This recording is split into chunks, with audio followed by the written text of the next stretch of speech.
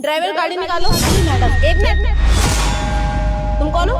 Madam वो रामलाल की बेटी रूबी। पापा कहाँ है तुम्हारे? मैम पापा की तबीयत खराब है इसीलिए आज उनकी जगह मैं आ गई। इन गरीबों का भी ना कुछ समझ में नहीं आता है, बस छुट्टी मारने का बहाना चाहिए। कभी ये खराब है, कभी वो खराब है, कभी सर में दर्द, कभी पेट में दर्द। अब क्या हुआ है उन्हें? नहीं मैडम, आप गलत समझ रही हैं। पापा मेरे ऐसे नहीं है कि छुट्टी करेंगे वो भी बहाने से। उनकी सच में तबीयत खराब है और आपकी अर्जेंट मीटिंग थी इसीलिए उन्होंने मुझे भेज दिया। हाँ वो तो जानती हूँ मैं कितनी तबीयत खराब है। अच्छा चल, तुझे भेजा है, यूनिफॉर्म कहाँ है तेरी?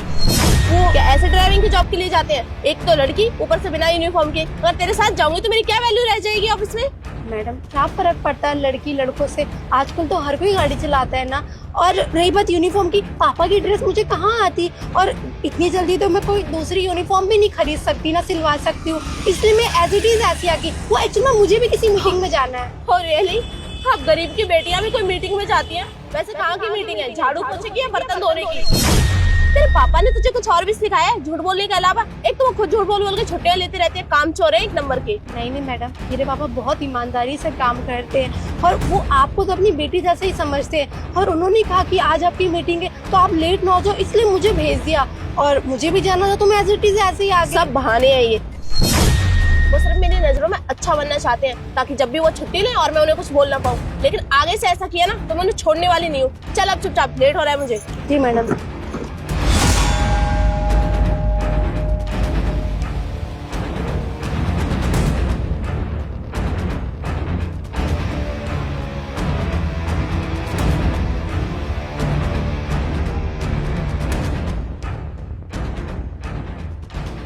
अच्छा सुन, मीटिंग में जा रही हूँ और ना जब तक मैं वापस ना आ जाऊँ ना तो गाड़ी से नीचे मत उतरना। अगर मैं वापस आई और तू मुझे गाड़ी में नहीं मिली, कहीं चाय पानी पीने निकल गई तो देख लेना, तेरे लिए अच्छा नहीं होगा। तेरे लिए क्या, तेरे पापा के लिए अच्छा नहीं होगा। जी मैम।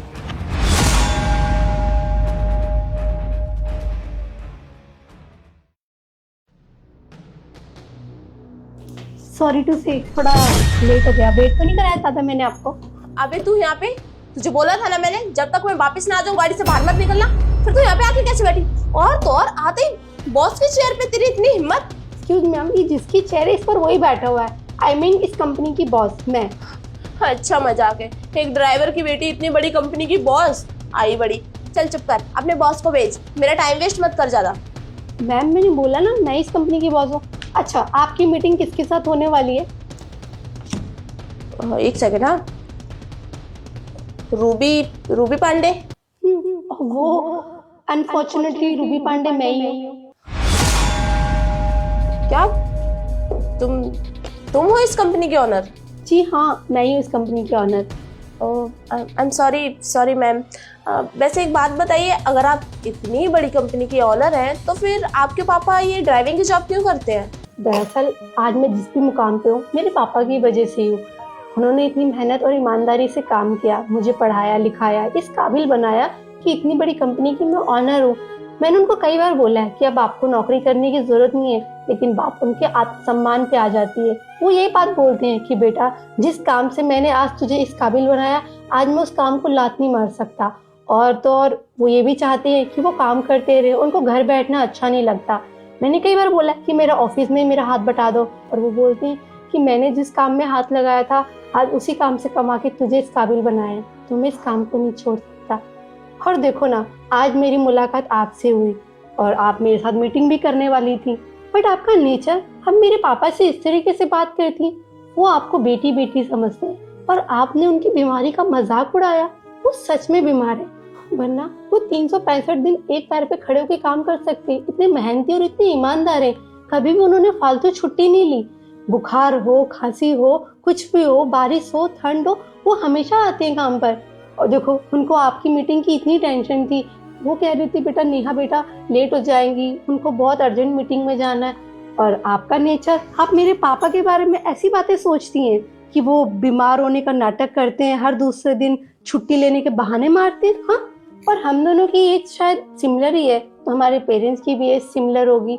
तो क्या आपके पापा मम्मी की कभी तबीयत खराब नहीं हो सकती, या होती ही नहीं है? उन्होंने अमर के दाने खा रखे हैं, कभी बीमार नहीं होते वो? Ma'am I am so sorry, मुझे नहीं पता था वो आपके पापा है। मेरे पापा नहीं थे ये बात पता नहीं थी, आई एग्री, बट वो किसी के तो पापा थे और मैंने तो अपने मुंह से ही बताया कि मेरे पापा है।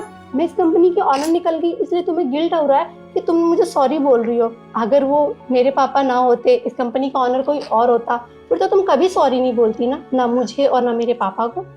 देखिए मैम, ये जो हुआ सुबह, इसकी वजह से आप मीटिंग तो कैंसिल नहीं करेंगी।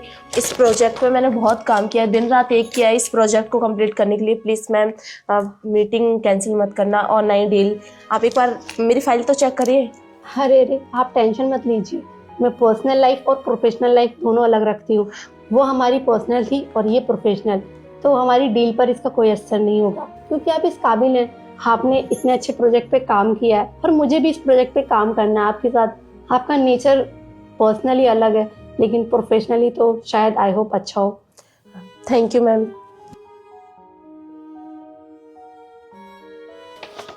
आपकी फाइल मैं सबमिट करवा दूंगी। आपको 2 दिन बाद सारी डिटेल्स आपके व्हाट्सएप पे आ जाएंगी, आप जा सकती हैं। Thank you so much.